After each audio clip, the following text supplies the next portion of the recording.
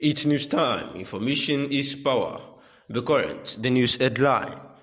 IPOB stay-at-home order. Southeast loses 25 billion daily. At least 25 billion is being lost by the businessmen in the Southeast each day. The stay-at-home order in the Southeast, by the indigenous people of Biafra is carried out. New Telegraph has learned.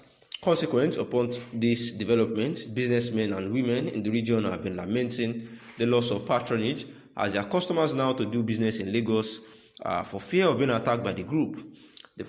This is coming as the First Republic Minister of Aviation, Chief Mbazulike Amechi, expressed his appointment over what he called the manner in which IPOB is handling the release of its leader, Nnamdi Kanu, noting that some people appear to be making money from the case. Amechi has threatened to pull out of the negotiation for the release of Kanu if things remain the same way, adding that the body has failed to respect the efforts of the Igbo leaders in their bid to secure the release of IPOB leader. Similarly, a group known as Igbo Business Forum, IBF, yesterday urged the IPOB not to use the Biafran struggle to destroy the economy of the Southeast, warning that the Northeast and North Central are celebrating over the situation in the area. According to a spokesman for the group, Chief Ndubuisi Eyibundo, who spoke with journalists in Awka, Anambra State, he lamented that between Monday and Thursday this week, the region has lost at least 100 billion naira, noting that the development is already having a negative effect on the region. And Eyibundo said that how can someone decide to run the economy of his people because of a struggle, and come to think of it, they are not more Biafran than us. You tell people to stay at home when you have nothing to manage the effects of hunger in the land. And for those of us in the business sector, we lose an average of 25 billion naira in Onitsha alone. And I believe we lose the same in Aba, Inewi, and others. And this is not good for our economy. Those people of Biafra leader, Mazi Nnamdi Kanu. While speaking, Abubakar Malami made it known that the president will continue to consider the interest of over 200 Nigerians before he can think of releasing Mazi Nnamdi Kanu. It could be recalled that the former aviation minister, Mbazulike Amechi, actually went with the elders of the Southeast to meet President Muhammadu Buhari, to seek the release of Nnamdi Kanu. However, it was actually said, by the Attorney General of the Federation as then, that a political solution can actually, foster the release of Mazi Nnamdi Kanu.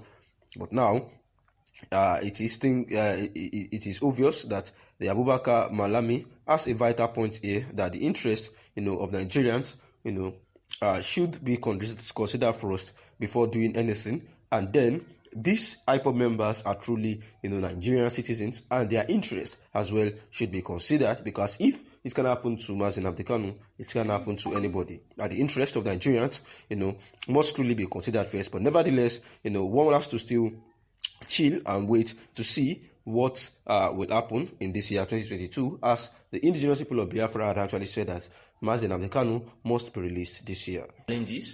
Kanu stated that the action of the defendants on a solitary confinement is inhumane, degrading, and constitutes a breach of Section 34 of the 1999 Constitution. He wants the courts to declare that the respondents, while carrying out their duties, are to abide by Chapter 4 of the 1999 Constitution.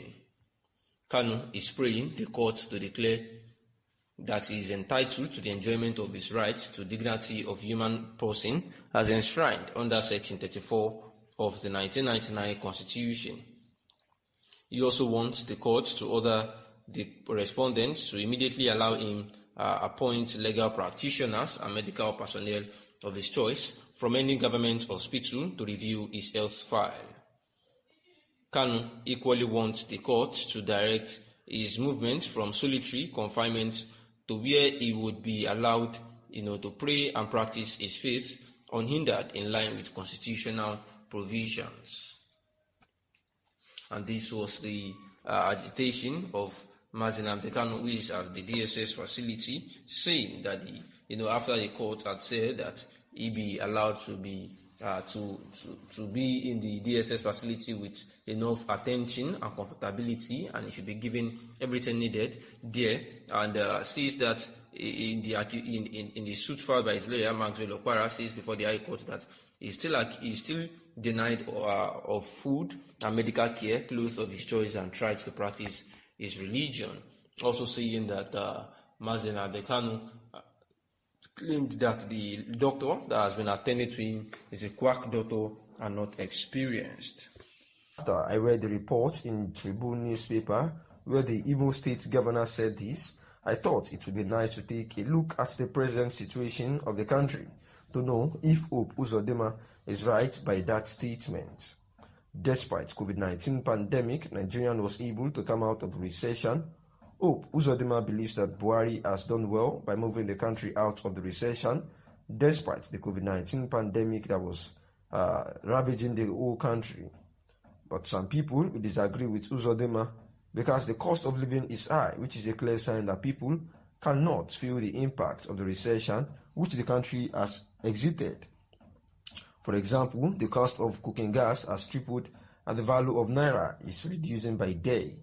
Also, many Nigerians are beginning to wonder how things will be if the federal government removes subsidy by the middle of next year.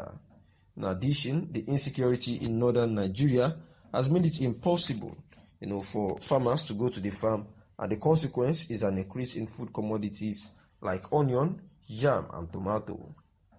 I want to believe that Hope Uzodinma made a political statement because ordinary Nigerians who are battling hardship will disagree with him that Nigerians are happy with the president. People are joining the APC. What some people will ask is if joining the APC is a yardstick to measure the rate at which people are happy with the president. Uzodinma forgot that ordinary Nigerians who struggle by day are after survival and not political power. It is common sense to say that people who join the APC are this time looking ahead of the 2023 general election. While Uzodinma is entitled to his opinion, I doubt if ordinary Nigerians who are complaining of the high cost of living will agree with him that people are happy with President Muhammadu Buhari, and that is why the APC is welcoming new members. This may be outrightly wrong, saying that the people are joining APC because they are happy with President Muhammadu Buhari, looking at the adverse effects of the COVID-19 pandemic and also the clear sign of impact of the recession which the country had just exited, where the cost of foods, gas, and many others are just so high that Nigerians are beginning to wonder if the federal government, would actually increase yet again, remove yet again the subsidy and the adverse effects on the Nigerian populace. Next Saturday to witness the presentation of a classic book written by Governor Hope Uzodinma. The book, titled Reflections on the Igbo Question, is a bold attempt to situate the marginalization of Indigo in Project Nigeria and how best to overcome it.